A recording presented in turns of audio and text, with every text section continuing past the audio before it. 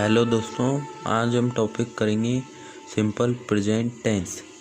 तो इसकी आइडेंटिटी है इन सेंटेंस लास्ट। यदि सेंटेंस में लास्ट में ता ते ती आए तो उसे ही सिंपल प्रेजेंट कहते हैं। वही इसकी आइडेंटिटी होती है।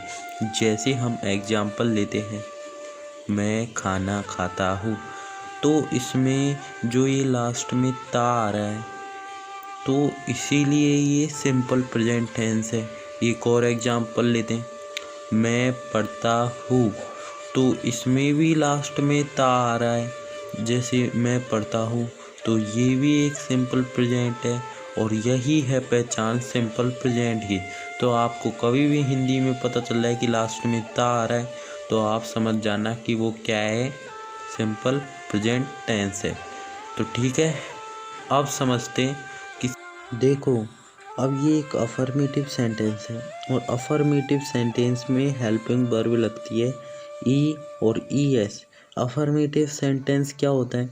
अफर्मेटिव सेंटेंस का अर्थ होता है हिंदी में सकारात्मक वाक्य, यानी एक ऐसा वाक्य जिसमें काम होता है। जैसे मैं खाना खाता हूँ, तो वो खाना खाता ही है। अब जैसे मैं बोल देता हूँ मैं खाना नहीं खाता, तो ये तो एक नेगेटिव सेंटेंस हो जाता। लेकिन मैं बोल रहा हूँ कि मैं खाना खाता हूँ, मैं पढ़ता हूँ, मैं सोता हूँ, तो इन सभी को बोलेंगे अफर्मेटिव सेंटेंस। समझ में आया अफर्मेटिव सेंटेंस कैसे बोलते हैं?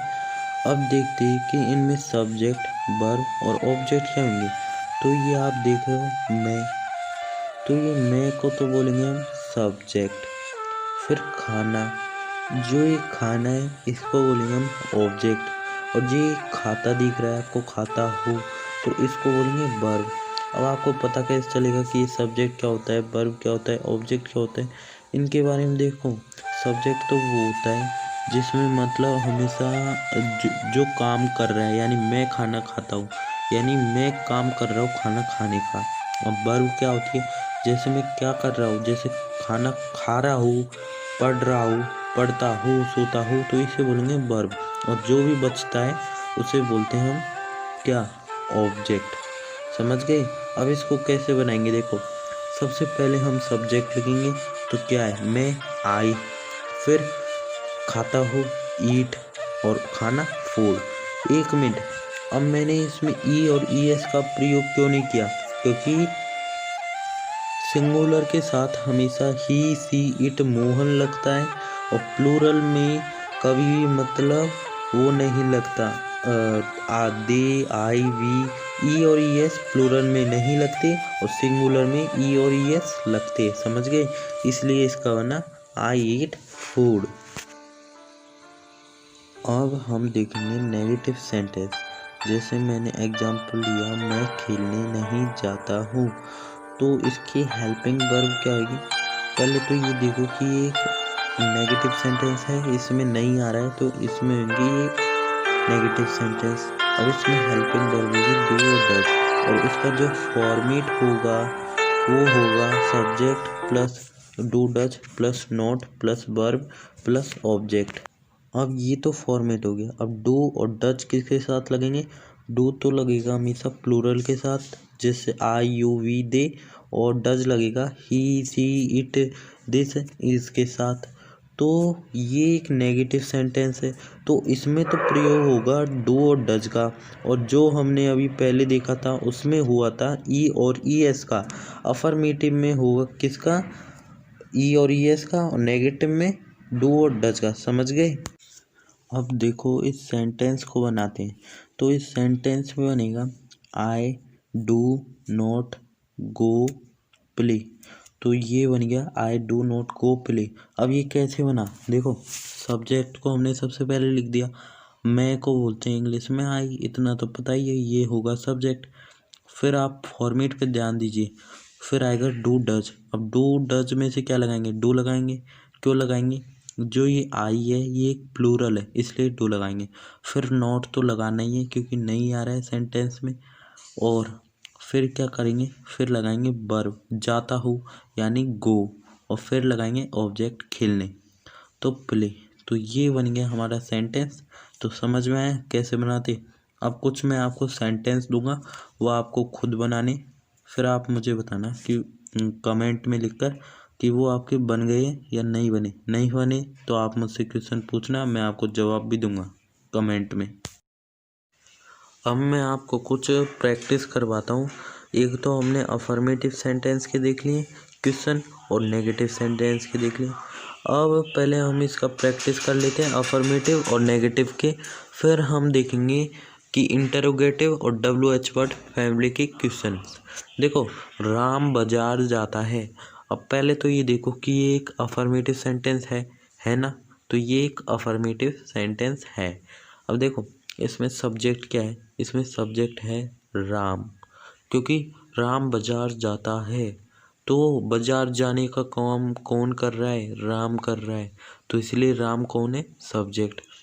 राम बाजार जाता है और राम बाजार जाता है ये मतलब जाने का वो काम कर रहा है, इसलिए इसको क्या बोलेंगे, जाता है, इसको बोलेंगे वर्ब। और जो बच्चा बाजार जाता है, कहाँ जाता है, बाजार, तो इसको बोलेंगे हम ऑब्जेक्ट।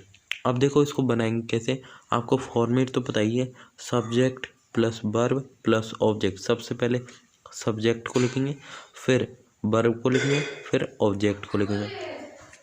अब देखो राम बाजार जाता है, तो सबसे पहले सब्जेक्ट यानी राम को लिखेंगे, फिर लिखेंगे हम जाता है, सॉरी पहले हम वर्ब को लिख लेते हैं, राम गोस। अब गोस आएगा, ES आएगा, ये एक अफर्मेटिव है, और मार्केट, राम गोस मार्केट।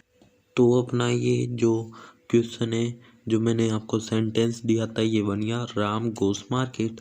अब कैसे बना, बहुत ईजी है, राम को राम लिख दिया सब्जेक्ट को, अब फिर आएगा वर्ब, जैसे जाता हूँ। अब ये पहले देखो अफर्मेटिव है, अफर्मेटिव में लगता है E और ES। अब पहले तो ये देख लो सिंगुलर है राम, तो इसमें लगेगा ES, तो राम गोस और मार्केट बन गया, बहुत ईजी है। अब इसी में हम नेगेटिव ले लेते हैं, जैसे बोल देते हैं राम बाजार नहीं जाता है, तो क्या बनता, राम बाजार नहीं जाता है, तब बनेगा अपना Ram does not go market.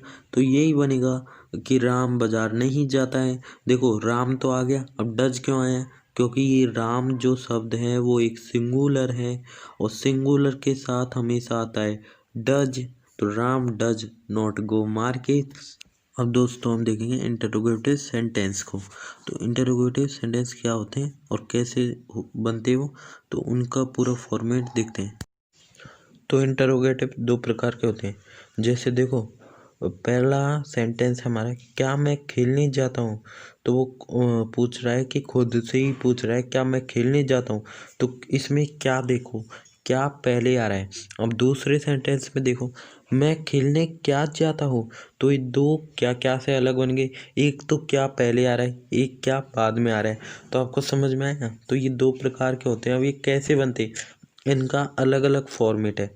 अब देखो आपसे ऐसे भी पूछ सकता है, कहाँ मैं खेलने जाता हूँ, मैं खेलने कहाँ जाता हूँ, तो इन्हीं को बोलते हैं हम क्या, इंटरोगेटिव सेंटेंस।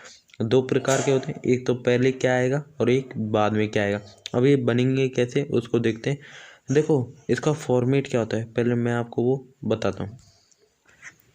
तो देखो इसका ये फॉर्मेट होगा, सबसे पहले क्या आएगी, सबसे हेल्पिंग वर्ब आएगी सबसे पहले, फिर सब्जेक्ट आएगा, फिर वर्ब आएगी, फिर ऑब्जेक्ट आएगी। तो देखो इसमें हेल्पिंग वर्ब पहले आ रही है, अब इसमें हेल्पिंग वर्ब क्या लगेगी, वही लगेगी डू या डज।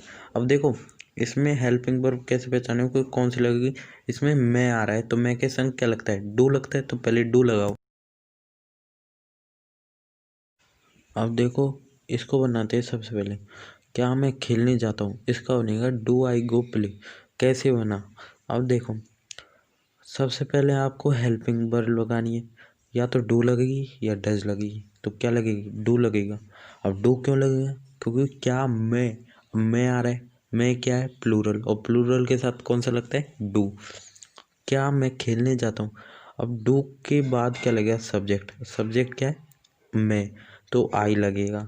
फिर सब्जेक्ट के बाद लगेगी वर्ब, वर्ब क्या है, जाता हूँ, तो जाने को गो।